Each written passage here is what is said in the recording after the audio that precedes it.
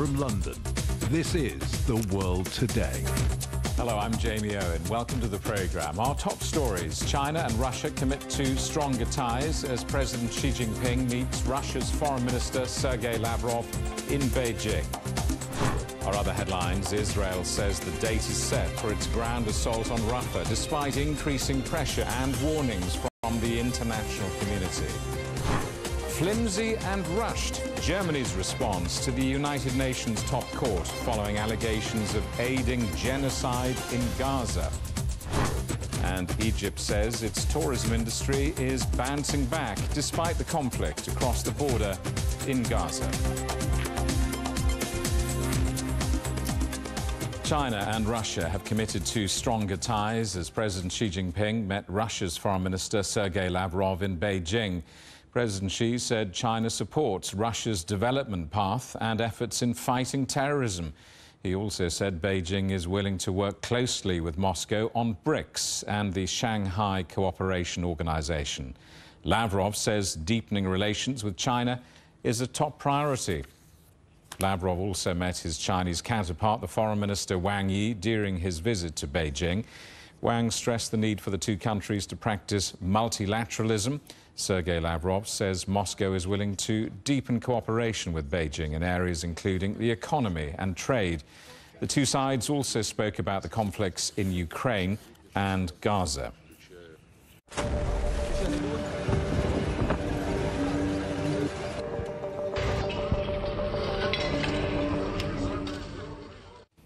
The Israeli Prime Minister Benjamin Netanyahu says a ground invasion of Rafah in Gaza will happen and that a date has been set. This all comes after Hamas warned that little progress has been made towards a ceasefire during talks in Cairo. There's been widespread international pressure on Israel not to move into Rafah, where around 1.5 million Palestinians are sheltering. Netanyahu didn't specify the date of the offensive. Today I received a detailed report on the talks in Cairo. We're constantly working to achieve our goals. First and foremost, the release of all our hostages and achieving a complete victory over Hamas. This victory requires entry into Rafah and the elimination of the terrorist battalions there. It will happen. There is a date. Well, let's talk to our correspondent Alex Cadier, watching events for us in Tel Aviv. Alex, so a clear statement there of intent by Prime Minister Benjamin Netanyahu, but at the same time, even more international pressure on Israel not to do this.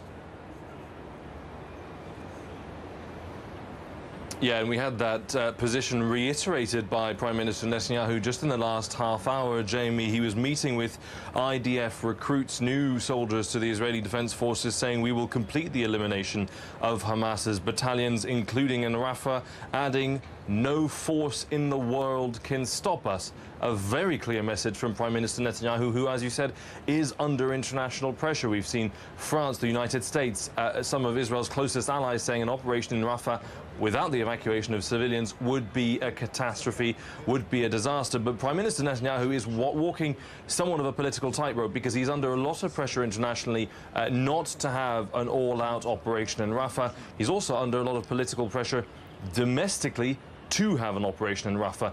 Itamar Ben-Gvir, the far-right national security minister who serves in Mr. Netanyahu's government, saying that if an operation in Rafah does not go ahead, the Prime Minister will have lost his mandate to govern the country. So a lot of political pressure here in Israel pushing Prime Minister Netanyahu towards that operation in Rafah. Now, we have some more detail of when that might happen. We don't have that exact date that Prime Minister Netanyahu has said has been set, but we know from that virtual call held by US officials and Israeli officials in the last week that the US officials said it would take around 4 months and Israeli officials said it would take around 4 weeks to evacuate all the civilians from Rafah. Military officials I've been speaking to just yesterday said it'll be more like 3-4 months. So clearly that operation will go ahead. A date has been set. We don't know what that is, but it seems, Jamie, that it is months away. If this military operation is going to go ahead and a date has been set, where does this leave the ceasefire talks in Cairo? Well, actually, the fact that there will be a delay for the start of that operation in Rafah because Israel has been under a lot of pressure to complete the evacuation of the civilians allows for a ceasefire window. We know that most of Israel's troops have been pulled out of Gaza. Only 4,000 are left there guarding a buffer cordon in the middle of Gaza, preventing people from returning north. And we know that although both sides are very much keeping their cards close to their chests, saying no deal on the horizon, that's Israeli officials, and Hamas saying that the deal on the table does not meet their conditions, they are all still at the table. The Israeli Security Cabinet started its meeting just in the last few minutes to discuss its position on this latest proposal tabled by the US. Hamas say despite the fact that it doesn't meet their conditions, they are still studying it. Now, we understand the ceasefire talks will continue in Cairo tomorrow. They will continue. The last 24 hours are clearly crucial, and while both sides are really downplaying the chances of a deal, we have more details of what might be on the table. Israel has been asking Hamas for months to have more details on exactly which hostages are still alive. Hamas has started to drip feed a little bit of information of which kinds of hostages they are still holding in Gaza. Hamas had been asking for the return of civilians back to northern Gaza. Israel has said, we understand from reporting in the Wall Street Journal, the number of civilians it will allow back into northern Gaza has gone from 60,000 at the last proposal to 150,000 at this one. There's movement. We'll have to wait 24 hours to see if there's progress. Alex, thank you for that. Our correspondent Alex Cadier in Israel, in Tel Aviv. Let's talk to our correspondent Akram Al-Satari, who's in Rafah. Akram, so we have a commitment. There is going to be a military operation, and we have a date. What's the mood in Rafah given these comments by Israel's Prime Minister Benjamin Netanyahu? Given the comments that were made by the Israeli occupation Prime Minister Netanyahu, and given the scale of the destruction people of Gaza have been seeing in different parts of the Gaza Strip that were targeted by the Israeli occupation as part of the ground operation that is still ongoing in different parts of the Gaza Strip, people of Rafah, I would say, are extremely anxious and worried. They foresee a greater destruction in this particular area of Rafah. The ones who are already citizens of Rafah are now considering some places that they can go to, including some abandoned areas in Khan Yunis, some areas that serve as an agriculture buffer zone between Khan Yunis and Rafah.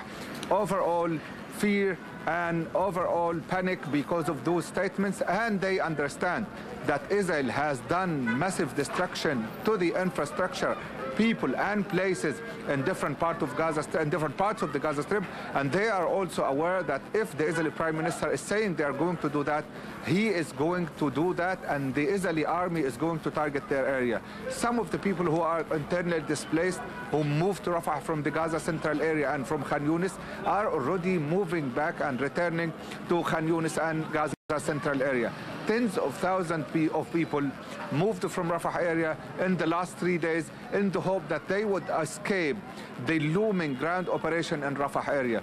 Tens of thousands of people took their tents, took their belongings, and moved and erected the tents in the coastal area of Khan Yunis and the coastal area between Rafah and Khan Yunis, and between Khan Yunis and the Gaza Central area. Bottom line, people are extremely worried, and they have already been taking some practical measures for the sake of fleeing and protecting themselves from what they think is an imminent death and destruction that is coming to them because of that ground operation. As you mentioned, people are continuing to return to Khan Yunis after the Israeli army withdrew. What are they finding when they get there?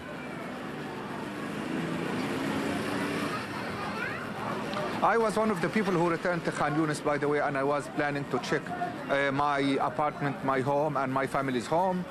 Wherever you go, wherever you turn your face, you see widespread destruction, you see overturned vehicles, you see ruins and rubble all over the place. Khan Yunis is not the same Khan Yunis that used to be before that grand operation started and before the Israeli occupation army advanced into the area. Whole blocks are wiped out. Like no infrastructure whatsoever. The streets were removed by the bulldozers, the farms were leveled, the trees were removed, and also when you walk down the streets of Khan Yunis, all you can smell is the smell of the death that is coming out from under the rubble of the buildings that were targeted. The Palestinian Civil Defense and Palestinian Ministry of Health are actively engaging now and working for the sake of retrieving the bodies of the people. Up to this particular moment, they retrieved around 84 bodies from specific areas. They're now working in Khan Yunis refugee camp, which means they're going to retrieve more bodies. It looks like hundreds or maybe thousands of bodies are still under the rubble of the houses. People who were hoping they would come back to their homes and they would find them standing. There were some homes that were standing, but they were totally damaged because of the artillery fire, the bombardment, and the projectiles that were targeting that area. So Khan Yunis, overall Khan Yunis is destroyed, destruction is everywhere, and I don't think people who are returning to those homes are able to lead a normal life after that happened to Khan Yunis. However, some of them are willing to erect their tents near the ruins of their homes because they understand they should stay in this area to avoid, again, the looming ground operation in Rafah. Akram, thank you for that. Our correspondent Akram Al-Satari in Rafah. The United Nations Security Council has asked its committee to review the Palestinian Authority's application to become a full UN member. The 15-member committee is expected to make a decision this month before putting the issue to a formal vote. The Palestinian Authority currently holds non-member observer status and applied for full membership back in 2011, but failed to gain enough support. France's foreign minister has suggested that sanctions should be imposed on Israel to pressure it to allow more aid into Gaza. Hundreds of trucks are stuck on the border waiting for access to the enclave. Israel denies that it's blocking aid. It says shortages are being caused by logistical failures by humanitarian organizations or Hamas diverting supplies. Turkey has imposed restrictions on the export of a wide range of products to Israel until a ceasefire is declared in Gaza. Israel says it'll respond with its own restrictions on products from Turkey. Turkey's move comes after Israel rejected its request to take part in an airdrop to Gaza for aid. Turkey has sent tens of thousands of tons of humanitarian supplies to the enclave. You're watching CGTN. Still ahead, our government's efforts on climate change are inadequate. A group of elderly Swiss women win the first ever climate case victory.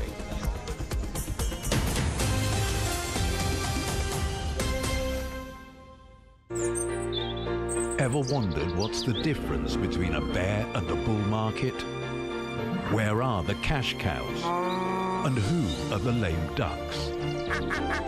And what exactly are black swans? Grey rhinos?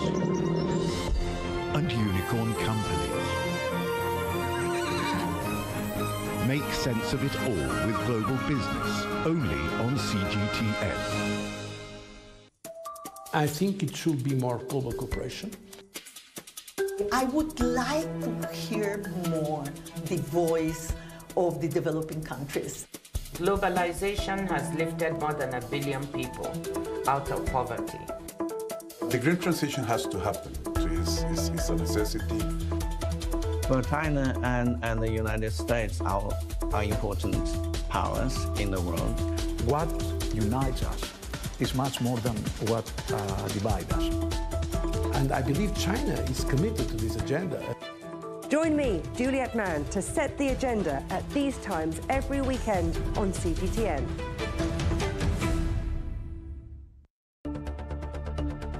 Events have consequences. Words create impact. One more offensive in a long line of battles that's been ongoing for more... Just got to be careful here with some gunshots. Excuse us. The world today matters for your world tomorrow. The number of casualties is growing quickly.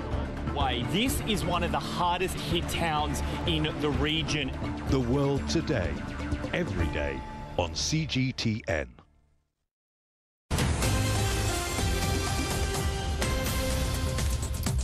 Hello, welcome back. A reminder of our top stories. China and Russia commit to stronger ties as President Xi Jinping meets Russia's Foreign Minister Sergei Lavrov in Beijing.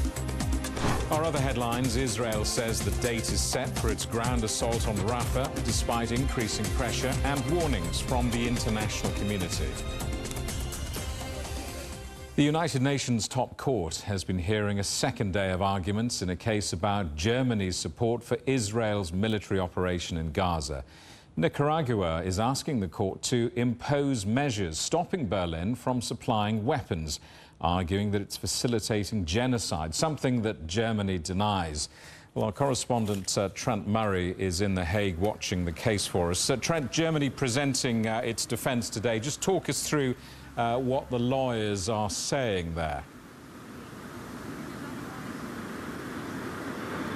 Yeah, that's right, Jamie. The German defence team putting up a very rigorous and robust defence against some of those accusations that were made yesterday by Nicaragua, who, of course, have brought this case. The German legal team said at best Nicaragua is describing an inaccurate situation, or at best deliberately ignoring the situation on the ground. What the Germans were quite keen to point out was their rigorous process for how they export weapons. They say they do it on a case-by-case basis and that they exceed international standards when they make decisions on whether to hand over munitions. And one of those rigorous tests for them is to try and ensure such weapons are not used in acts of crimes against humanity. They pointed out that much of the weaponry they hand over to Israel is defensive in nature, as they describe it. For example, air defense missiles, which are used as part of the Iron Dome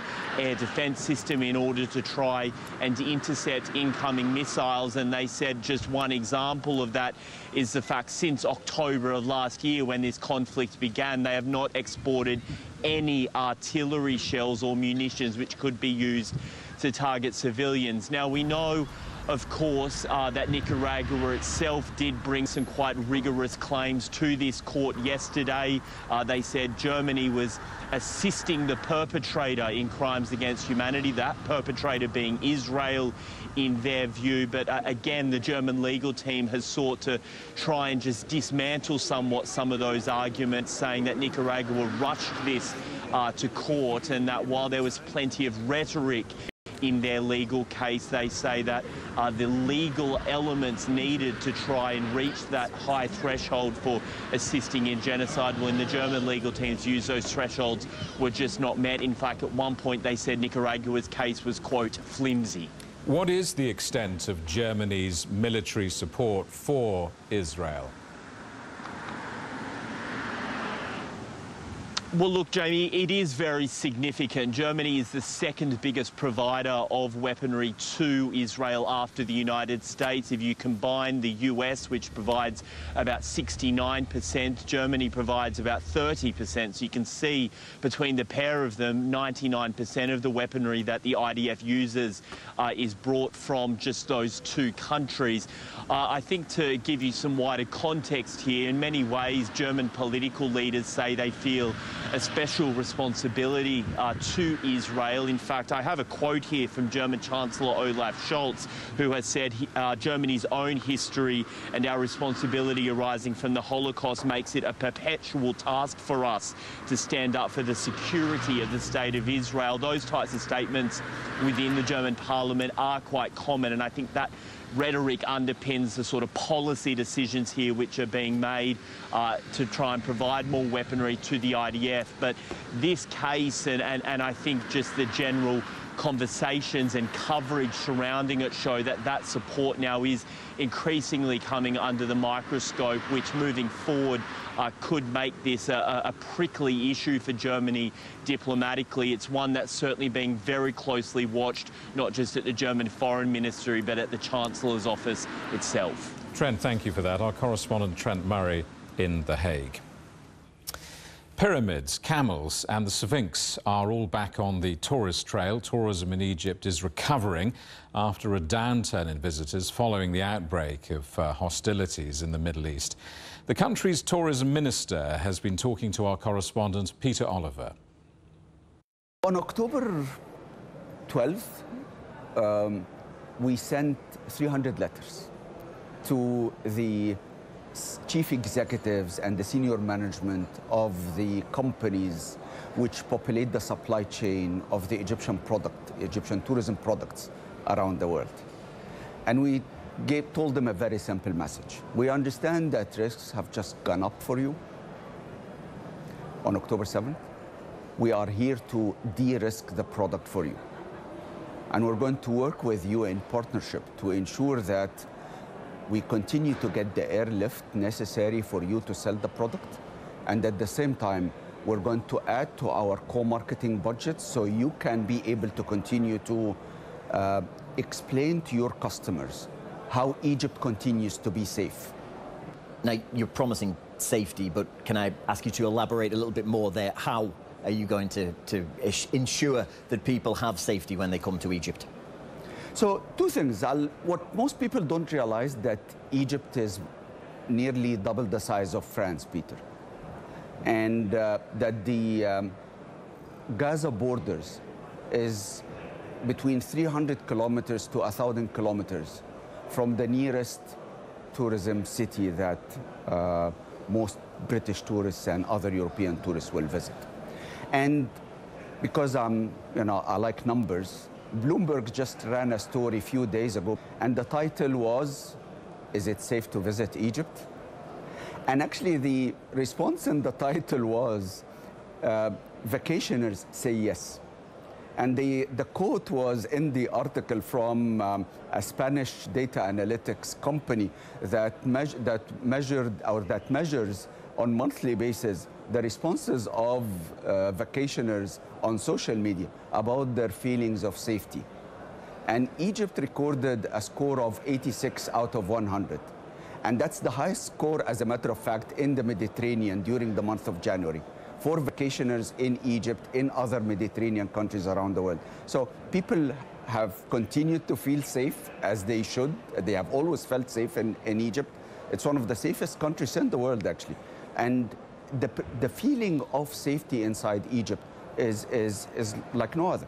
We have also produced testimonials in the tourism promotion agency in Egypt of tourists enjoying Egypt during November, December, January, and we have distributed the content for free for all the agencies and the tour operators and airlines, actually, to use it with their clients and show them real tourists how they've been having fun, feeling safe in my country. And as a result, as a matter of fact, the January figures, February figures in Egypt are up 8% compared to the first 2 months of 2023, and 2023 was a record year for Egypt. And this is why we continue to feel comfortable that 2024 is going to be another record year for the industry.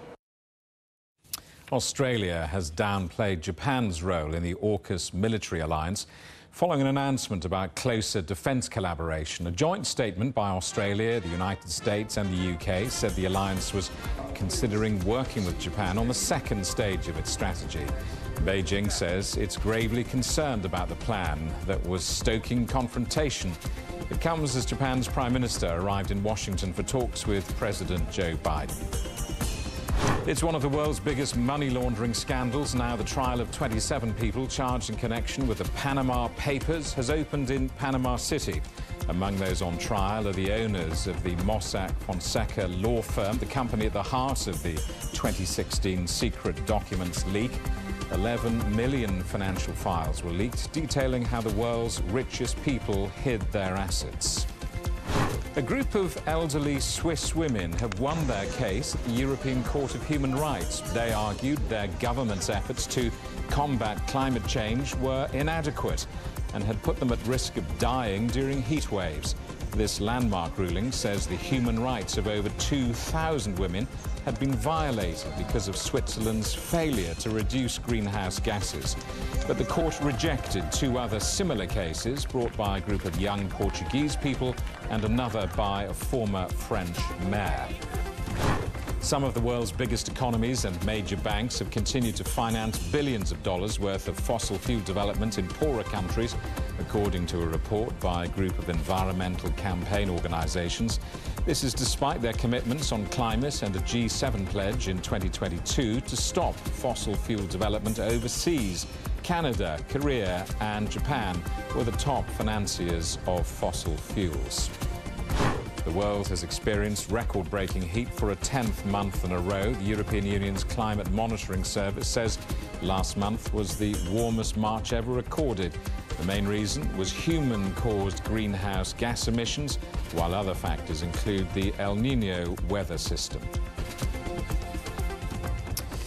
The Men's College Basketball Championship is underway in the United States, and sports fans will be watching both on television and on their phones.